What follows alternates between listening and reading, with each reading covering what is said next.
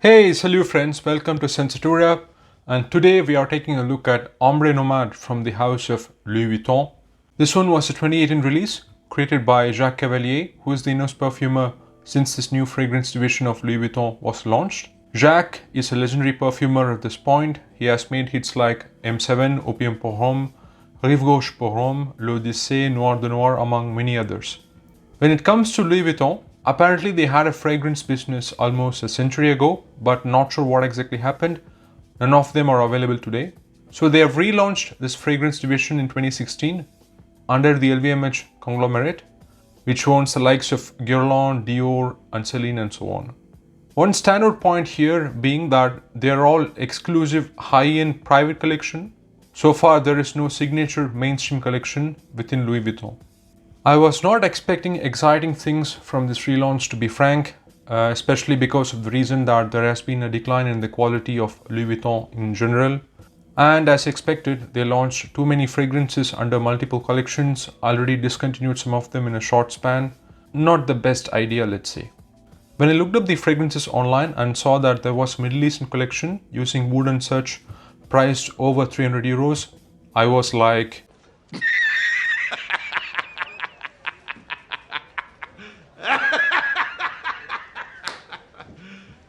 You serious? obviously this oud craze that started in the mid 2000s still going on. Every house has to have a rose and oud.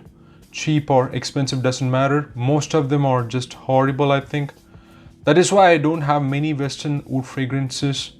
I would just rather get attached from the East for that experience. Yes, there are some exceptions here and there, and sure it has evolved into a genre of its own, but I'm still a bit fatigued by this oud trend. But anyway, I was still a bit curious as it is Jacques Cavallier working out of his lab at Grasse. I finally got to try them a couple of years ago, and most of them, the fresh collection, aquatics, florals, etc., didn't do much for me and clearly overpriced for what they are. What I found more interesting, ironically, was this Middle Eastern line, which obviously has their dark, resinous fragrances, which is right in my wheelhouse, specifically this one, Ombre Nomade. So, what do I get from this?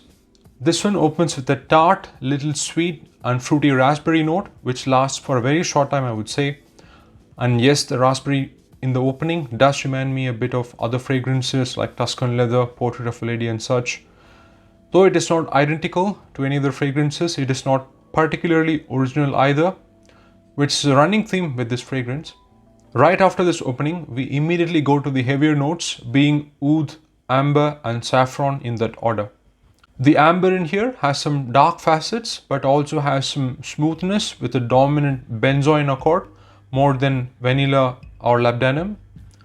I think the benzoin in here really helps streamline the other rough notes and keeps them from getting screechy or garish. There is also the saffron, which is little earthy, spicy, but mainly contributes to the leathery aspect of the fragrance. After 15 minutes or so, the oud in here is really the centerpiece. Yes, it is that Arabic Middle Eastern oud done in the style of French perfumery. It has all the facets that oud has. It is medicinal, camphorous, smoky, a bit oily, earthy and woody. It also has that rubber tire pharmacy kind of vibe to it, very resinous, balsamic and has some hints of jasmine and gasoline kind of vibe in it. Now, Louis Vuitton claims to use real Assam oud from Bangladesh in this fragrance. But is it for real, or how much of it is in the formula? I think that only Jacques Cavallier knows. I suspect it is a combination of a little amount of natural oud oil accentuated by synthetic accords. Considering the price, which is still not cheap, but they also have a fragrance called Pure Oud, which goes for close to 1,500 euros. But aside from all the technicality, is it convincing and does it smell good? For me, yes. Quite good actually. Like I said in the beginning, I did not expect much from this fragrance and it frankly surprised me. It comes across quite smooth and mysterious and luxurious. None of the screechy, chemical, metallic smell that you would find in many Western wood fragrances. Going through the dry down, I get some rose coupled with geranium. This is Bulgarian rose, which is more fresh, soft, light and dusky with a combination of geranium opposed to the dense and spicy Turkish rose. It is probably the fourth or fifth dominant note for me here, so this is not your typical rose oud combo, more of a oud dominant scent. The rose and geranium pretty much vanish after 6 hours or so. The wood is still in focus. The benzoin balances it without going powdery or dusty. There is some sweetness coming through from the vanilla and some clean enveloping smoky touches from the incense, which is not particularly resinous or abrasive here. There is also some birch with this ashy, smoky vibration to it and really gives structure to the otherwise amorphous notes. I am also getting some spicy touches from possibly a cumin note in there.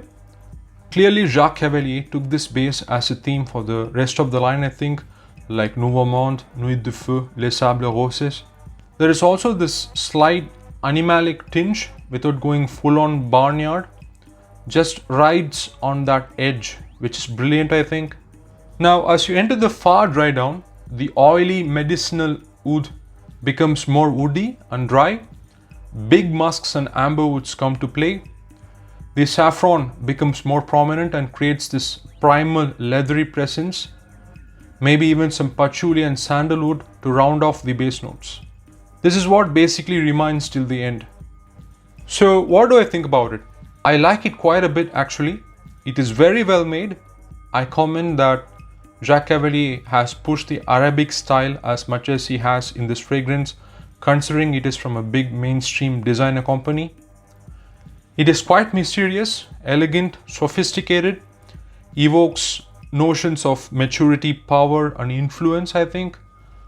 Also definitely has a sexiness about it. Would say it's unisex. Of course I wear it myself, but would find it desirable on a woman with thick black hair, for instance. The performance is great. Longevity of 12 hours on my skin with above average projection. It is big in the first couple of hours, then stays strong for the next 5 hours or so before slowly getting closer to the skin. I can still pick it up throughout the day. The catch is that the scent profile in here is so smooth and classy, especially because of the benzoin. So even though it performs big, it does not come across beastly. I have even worn it to my office with a couple of sprays, which I wouldn't normally do with some other woods like the Frederic Malle Desert Gems, for instance. And it remains a skin scent till you shower basically. With that kind of performance, it is definitely ideal for nighttime wear, dressy occasions in fall and winter. Also, I am not one to look for attention with what I'm wearing, but man, does this get quite the reaction from people. I have received compliments and people seem to be intrigued and drawn by this smell. It is what I like to call as a consolidation fragrance, where it takes bits and pieces of others that came before it and elevates them to a higher level. Having said all that, the price is indeed steep, plus your thoughts on this may totally vary depending on whether you're a beginner or you're into oud or you're into Western oud. Do you only like light fresh fragrances or you're oud purist? So really needs testing before purchase. I do have my Eastern atars and such, but I'm also open to Western oud done by a very skilled French perfumer, so I don't mind it. I would actually take this over the ouds from other designers, the likes of Dior, Guerlain, Cartier, Armani, and even Mancera, Montal or Terenci, for example. Now what picture does it paint in my mind? It actually reminds me of a particular encounter in Dubai. Me and my friends were having dinner one evening out in the desert near Al Ain, like a picnic, just as it was getting dark. Just some delicious grilled meat and rice, and some shisha also was involved. One of my friends pointed out this group of men slowly walking at a distance in the dark. We could not even see their faces, it was just these small shadows moving along this dune. That made quite an impression on me.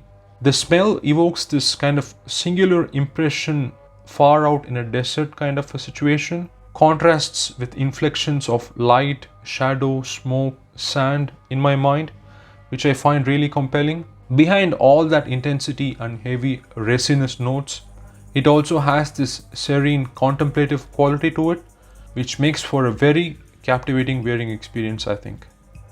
So there you go, that has been my review of Louis Vuitton Ombre Nomade. as good as a Western Designer Oud can get. Thanks for watching. Till the next video, take care and ciao.